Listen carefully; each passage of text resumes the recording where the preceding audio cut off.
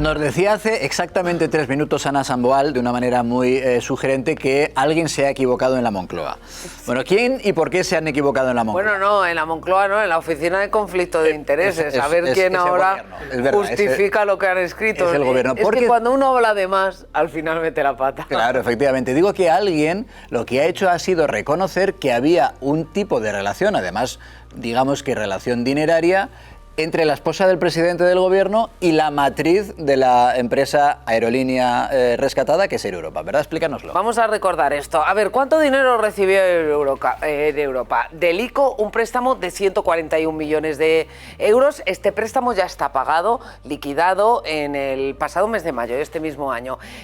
También es verdad que tenían prisa por liquidarlo porque era caro, estaba al Euribor más un 5%. Al ICO, a las líneas de crédito del ICO, podían acceder todas las empresas si cumplían los requisitos. Pero después el gobierno, con cierta urgencia, habilitó un fondo de rescate COVID para empresas que eran viables en ese momento o que parecían viables, pero que no tenían cash, no tenían liquidez, y ahí ese crédito que se lo dan muy rápido, mucho más rápido a Air Europa que al resto, ese todavía no está devuelto, son 475 millones de euros. ¿Quién concede ese crédito de la SEPI a Air Europa? Pues lo tiene que aprobar el Consejo de Ministros, porque la SEPI depende del Ministerio de Hacienda. El plazo último de devolución, por cierto, es el año 2026. Y lo que se pregunta, esto lo pregunta el Partido Popular, es ¿cómo puede el presidente del gobierno dar un crédito o aprobar un crédito para Air Europa cuando su mujer tiene una vinculación económica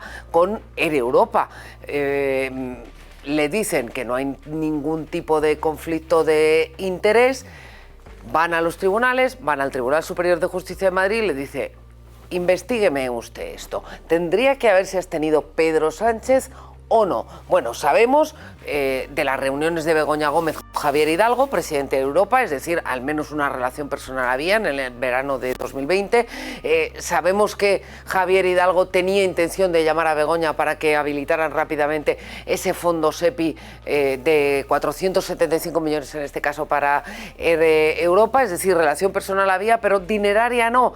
Bueno, el Tribunal Superior de Justicia de Madrid pregunta a la Oficina de Conflicto de Intereses: ¿Pedro Sánchez tenía que abstenerse? Y dice: Pedro Sánchez, dice esa oficina, ojo, que depende del gobierno, no tenía que abstenerse, porque Begoña Gómez no tenía ninguna vinculación laboral con Air Europa. Y es cierto, no era directiva, no era trabajadora, etcétera, etcétera. Pero para justificar que no tenía una relación laboral, esa oficina de conflicto de intereses pues casi que nos detalla todo el currículum de Begoña Gómez. Trabajaba en Inmar, trabajaba en otras empresas y trabajaba, cuando se concede este crédito como autónoma, dirigía el Africa Center en el Instituto de Empresa. ¿Qué pasa?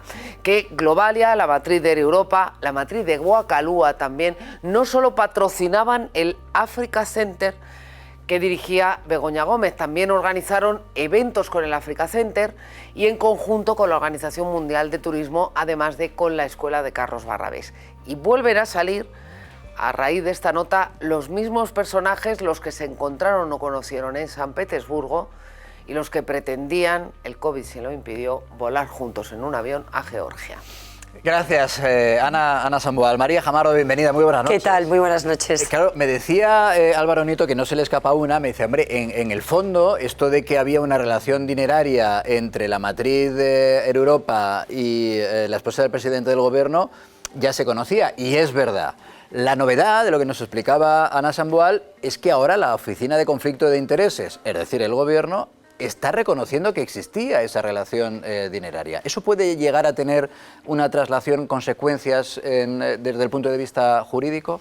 Directamente no, pero es un indicio más, ¿no? La vía Air Europa es una de las vías que puede complicar también a Begoña Gómez en el futuro no muy lejano. Ahora tiene varios problemas, entre ellos el asunto de la malversación con esta asistente de Moncloa, que ella misma reconoce que le hace favores de manera ocasional y evidentemente está tratando de desvirtuar esa línea de investigación del juez Peinado, bloqueando el acceso a los mails restantes desde el correo corporativo, porque hay 5 sobre la mesa ya que apuntan a que efectivamente esa ocasionalidad no fue tan puntual, sino que fue bastante más habitual o recurrente.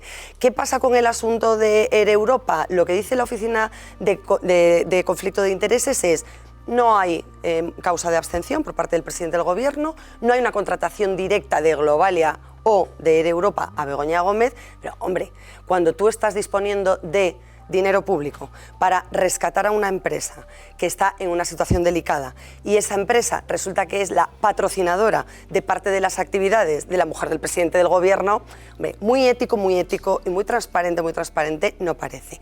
Y luego hay una cosa que no se nos puede olvidar, y es, además está contenida en el sumario de la causa, que es en el momento en el que Aldama llama muy preocupado a Koldo y a Ábalos, diciéndole: Javier ha perdido la paciencia, está muy nervioso, está llamando a Begoña o ha hablado con Begoña. Javier es el CEO de Air Europa. Javier se supone que es, o se presupone que es, efectivamente, el Javier Hidalgo, el CEO de Globalia, la empresa matriz que había financiado las actividades de Begoña Gómez. ¿Por qué iba a llamar Javier Hidalgo a Begoña Gómez para hablar de un asunto en el que presuntamente estaba mediando Aldama, contratado por Globalia?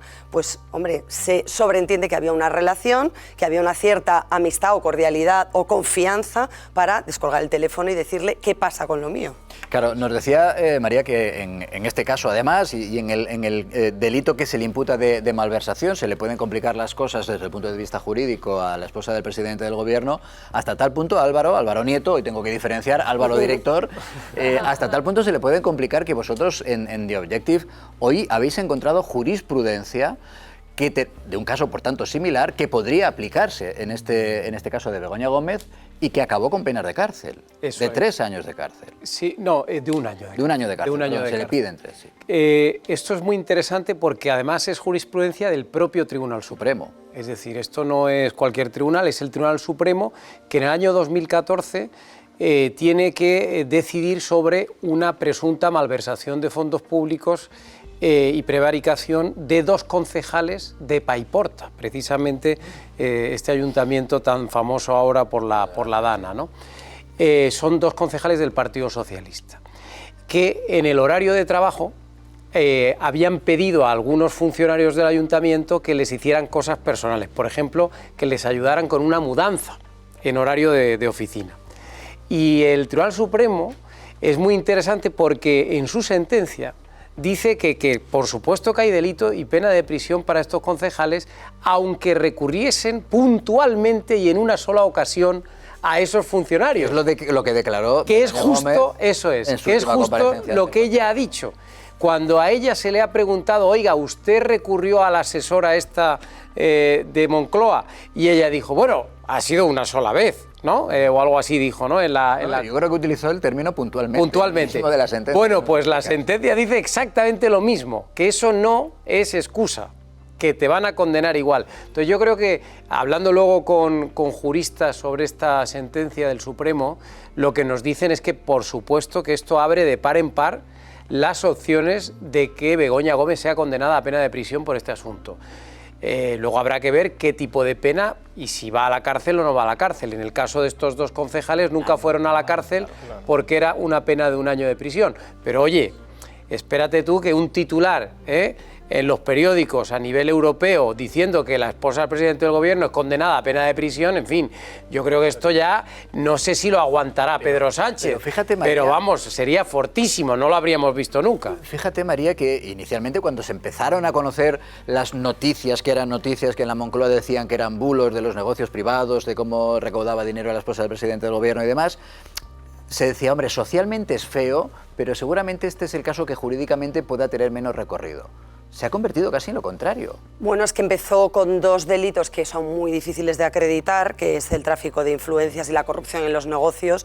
Ahí, salvo que alguien confiese que participó de esa trama o presunta trama, o que fue o recibió influencias de alguien para que hiciese algo a favor de, sin tener por qué proceder de esa manera, ¿no?, dentro de los marcos legales, es bastante complejo. A mí me parece que, dadas las circunstancias y con los 3 delitos siguientes, con el de apropiación indebida, con respecto al software, con esa usurpación de funciones, porque ella redactó y firmó el pliego técnico y no tiene cualificación técnica para hacerlo, y con el asunto de la malversación de esta asistente, se le están complicando un poco las cosas. Quizás con la malversación del asistente con la que más, porque ella ha prestado declaración. Y en esa estrategia procesal o en ese intento por digamos, minimizar, ¿no?, o relativizar los favores que ella reconoce que le hace esta asistente por su relación previa de amistad. Ella reconoce también que la contrata porque eran amigas y le daba confianza. Bueno, es su cargo de confianza. Bien, puede estar perfectamente contratada desde el punto de vista administrativo. Yo elijo discrecionalmente a quien quiero que me acompañe o me asesore, pero lo que no puede es tratar de esconder esa prestación indebida de servicios que no eran parte de las funciones para las que le paga Moncloa, por muy amigas que sean, en solo fue una vez, no existe la malversación puntual, existe la malversación, y si usted la utiliza una vez, media o 25, la malversación se ha consumado. No es cuantitativo el criterio. Y luego otra cuestión que a mí me llamó muchísimo la atención, porque además coincidió con el día en que Yolanda Díaz perdía esa votación por la ausencia de Pedro Sánchez, que ni siquiera votó telemáticamente, de la propuesta de reducción de la jornada laboral. Y Begoña Gómez declaró en sede judicial que es que el puesto de trabajo de esta asistente era 24/7, tratando de confundir lo personal con lo profesional, y para que el juez, digamos, no pueda determinar dónde acababa su... Hombre, no, cualquier trabajadora, por muy amiga que sea de Begoña Gómez y por muchas horas que pase en Moncloa con ella, tiene determinadas unas funciones, un horario, y evidentemente fuera de ahí, pues hombre, queda bastante claro que hay cosas... María Jamardo, de verdad, gracias por acompañarnos. Gracias a Siempre es un vosotros. placer recibirte.